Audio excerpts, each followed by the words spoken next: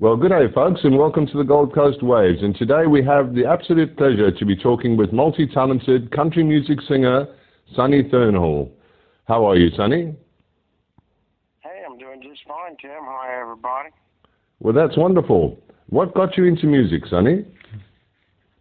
Well, I've been singing a long time, Tim. I actually started singing back when I was in kindergarten for my classmates, who turned out in life now to be some of my biggest fans. A couple of them fly to most of my concerts and stuff, and it's really a really good thing that I did, because what I done was, unlike most people, I went on in life, and back in the day when they, could find you on stage in Nashville and say, "Oh, I'm going to make you famous," those days are long gone. Right. So the times have changed now, and an indie artist can get on radio stations and can get spins and up for awards like the ISSA awards and awards like that. Well, I kept going through life, and one day one of my friends told me, says, "Sonny, they're looking for a country music singer, and the ad specifically says, if you think you're all that, come see and win." So out of 127 people, I tried it, and I won the darn thing. So here I am later on down the road. I had 12 sold-out shows that year in 2015, and I thought it was over, and that was the biggest whoop-de-doo of my life, for as my music goes. And I got a call from Gary Sadker out on Music Row in Nashville. Mm-hmm. And Gary says, "Sonny, I've had a friend see me at 3 of your shows. Why don't you come down here and record?" Right. So I went down to Nashville, and I recorded my first song, "If It Ain't Country," with Gary Sadker, and we shared a lot of musicians, like for my showcases in Nashville. Brian Nutter, who's worked with Keith Urban for many years in lead guitar, and John Marcus playing bass for me, right. Who was with Tim McGraw for 22 years. So I've got a lot of good people behind my music for me, and here I am 4 years later. I remember when I recorded that at Music Row, "If It Ain't Country," I said to my producer, I said, "Well, one day I want to walk my first red carpet and hopefully have a #1 somewhere in the country or the world." I said, "Would even be good." So 4 years later, I've walked my first red carpet. I got 6 international hits on hot disc charts. And my song "Lady in the Moon" has been on a chart somewhere in the world now for 75 weeks, and is sitting #1 in the country in Indiana and the USA for 4 weeks straight running now. So I'm extremely excited about where the future is going to go with me, Tim. That's fantastic. And congratulations on your new single in the finalists, Stomp On. You must be very, very proud of that one. Yes, Stomp On, Jim. Actually, I did not expect Stomp On to go as far as it did, because it's a little out of my ordinary, because I do a lot of traditional music, and I like doing a lot of the new southern kind of rock, classic, new stuff, country style music. And this song, I was working with Spike Jones and the late Susie Marshall as my producers, and Spike had worked with Prince on the Purple Rain album many years ago, and he had helped write some of the riffs for that album with Prince. Mm-hmm. And I thought it was a great opportunity. I said, "Spike, I'm going to see what you can do with me on this." And man, when it was over and said and done, I could not believe what he had done on the instrumental tracks with this song for me. So I am so proud of what all the engineers and musicians helped me create with this song, and Dallas Gregory and the guys who actually wrote the song. It has hit #1 in many different countries' charts. On hot disc charts in the UK, it climbed all the way up to #17, I think it was. Might be wrong about that, but it was one of them, #17 or 18 or something. But I'm nominated for Single of the Year with the ISSA Awards on August 15th, so that's pretty exciting for me, absolutely. Are there any other awards that you won besides this? Besides the awards that you've already told us about? Well, I've not won any awards, but I have been nominated last year with the Josie Awards and the ISSA Awards. I've nominated for Rising Star of the Year, Single of the Year. On one of them, my one nomination was Video of the Year for Lady in the Moon. And I've had another nomination with them, combination of them for Single of the Year with Lady in the Moon as well. And my awards are very few. I have not won any awards at this moment, just been nominations, because I've only been doing it as an indie artist now for 5 years. And I'm competing against a lot of 26-year-olds. So I have to have really good music, and that's what's good about my albums. I've got one album, I'm working on my second one. And you can find something on it that the 20-year-olds like, and you'll find something on there that the 60-year-olds like. So... Fantastic. That's dance song. Yeah, my song Best Kitchen Dancer in Texas is kind of like Lady in the Moon. And they're dance songs and what you can kind of dream to of a Texas kind of a song. That's wonderful. What are your fondest musical memories, Sonny? Well, the one person that has inspired me more than anybody, and I hope that one day I get to meet him before he totally goes out of business, was Bob Seger. I always wanted to create with my audience what he could create with his audiences. It didn't matter if he was in the top of the stands, you was paying attention to him and his concerts.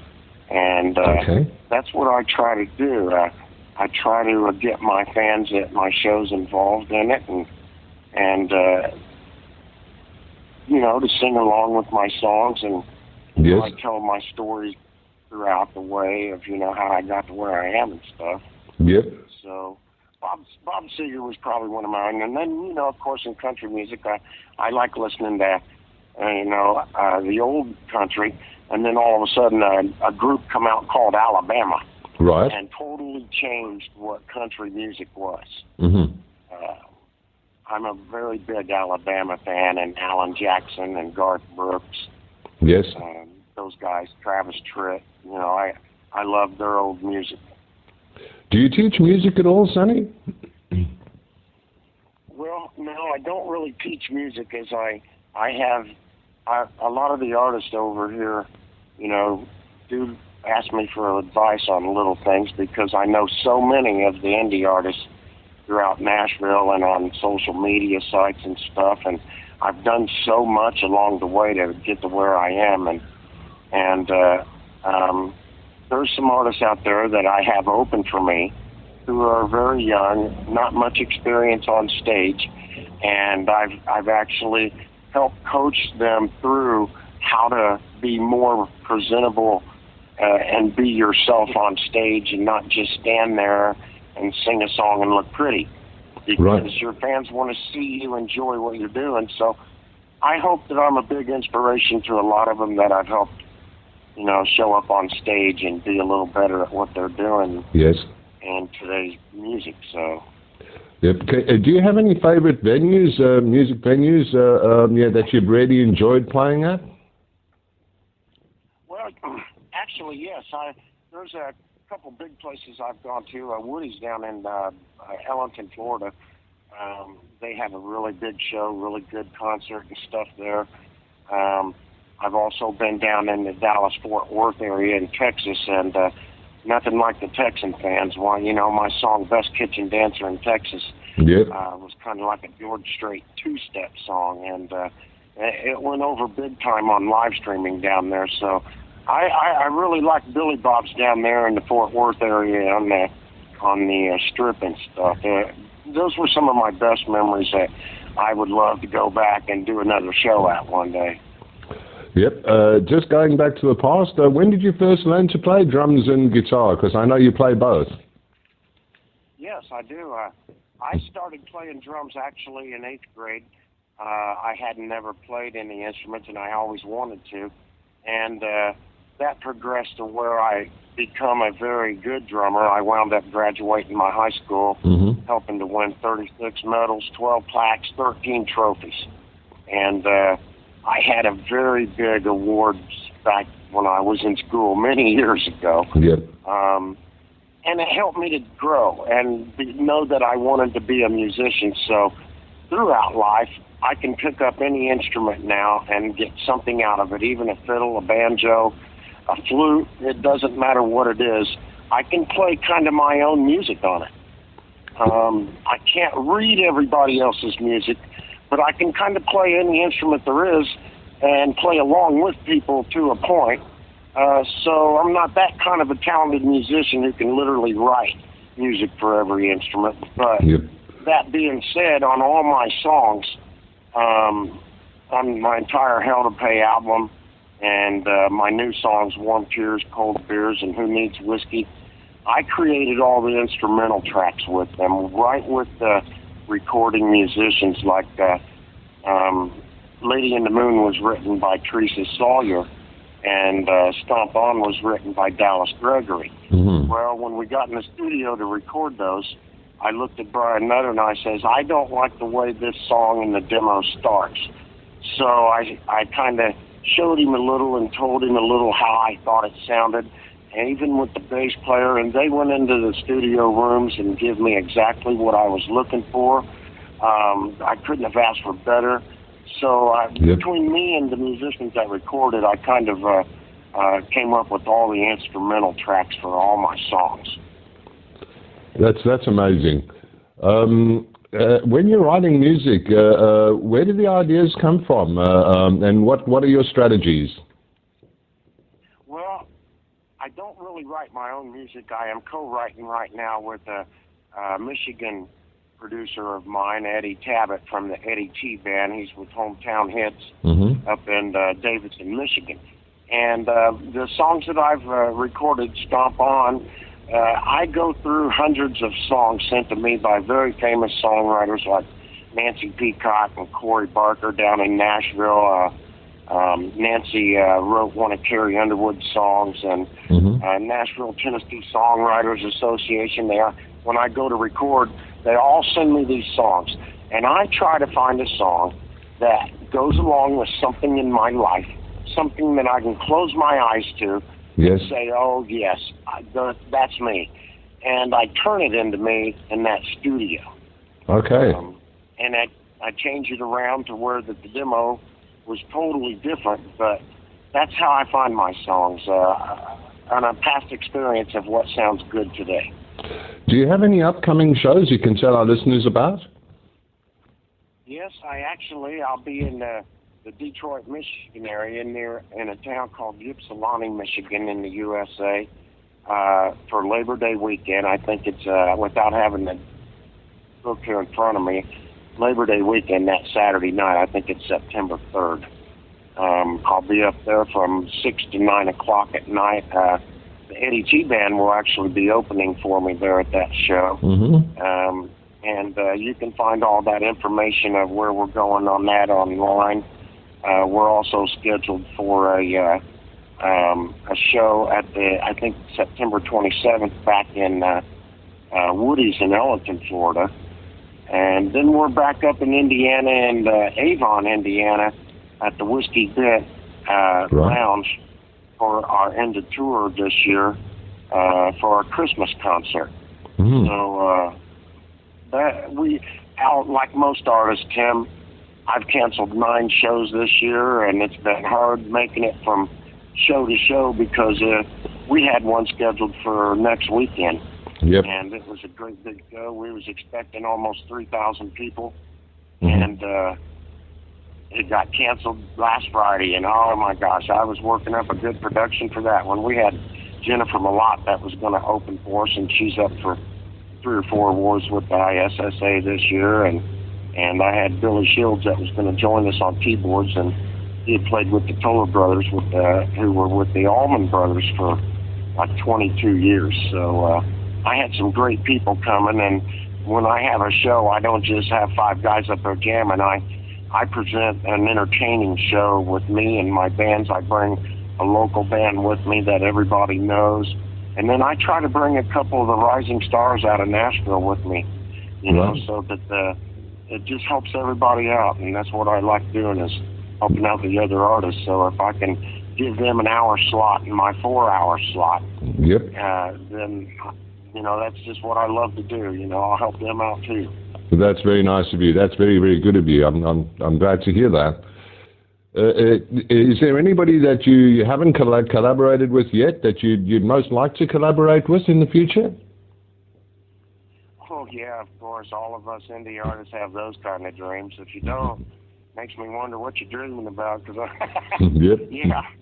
Oh, of course, I would like to, you know, one day I'd like to actually meet Jason Aldean and Luke Bryan and, you know, the new guys. And, you know, I'd like to sit down and say, I think we could have some good jam if you got a few minutes, and, you know, maybe even go do some fishing with them. You know, as far as the older guys go, I've not met any, but I would love to meet Alan Jackson and, you know, Toby Keith. I have actually had contact messages with. Toby's listened to all my music, and he's messaged me through my emails and my producers and stuff. And it's good to know that he likes my music. And I would like to meet Toby one day, and, you know, maybe join him on stage for a couple songs. So, yeah, I got my inspirations too on that one. That's fantastic. Well, we'd just like to congratulate you once again, you know, on being an ISSA finalist, you know, which is coming up now in August. And we'd like to wish you all the very, very best for the future. And you've got lots of adoring fans out there. And keep making some wonderful music, all the beautiful music that you make, Sonny. I sure will, Tim. I want to thank Tammany Dove and all the judges for this year's panel and everything. It's such an honor to be nominated for Single of the Year with Stomp On.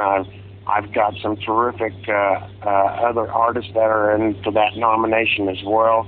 I wish them all luck. There's so many deserving of this award, and I'm just glad to be on the list, and I thank them for all their efforts for what they're doing for us indie artists. And if anybody's interested, they can find me on Facebook at Sonny Sings For You, SONNY, Sonny Sings For You, and my website is sonnythurnallmusic.com.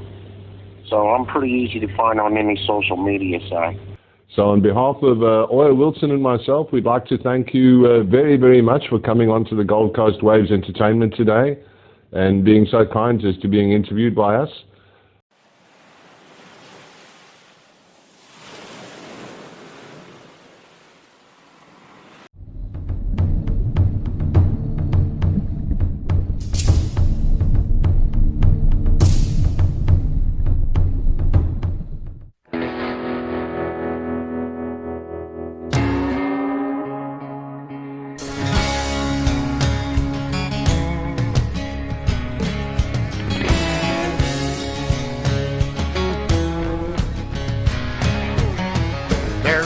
At the hitching post side by side, a gravel lot full of four-wheel drives. A Bud Light sign says 50-cent wings. Throwing darts in the back is where you'll find me. Stomp on, stomp on, stomp on into my stomping ground. Come on, let me show you around. Stomp on into my stomping ground.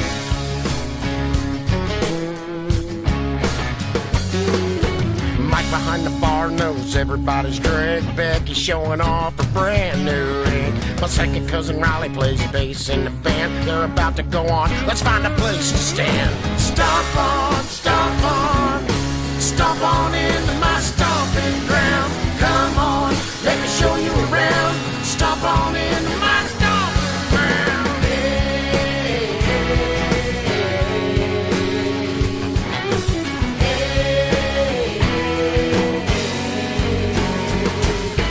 Just a hole in the wall with a neon glow, where everybody around here likes to go. Throw it down, drink it up, let the good times roll.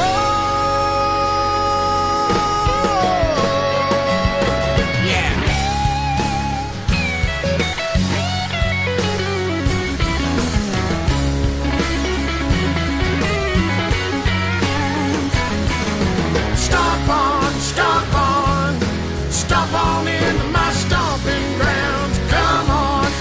show you around. Stomp on into my stomping. Stomp on, stomp on. Stomp on into my stomping grounds. Come on, let me show you around.